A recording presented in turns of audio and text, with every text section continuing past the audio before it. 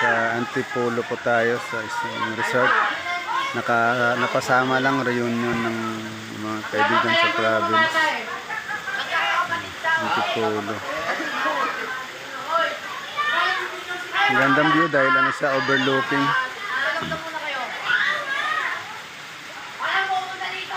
Balik natin isang pasada pa.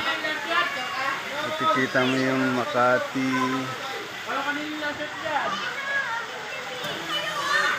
Taguig. Kita dito sa taas yung Taal Lake. Yung Taal Lake. Yung Taal Lake.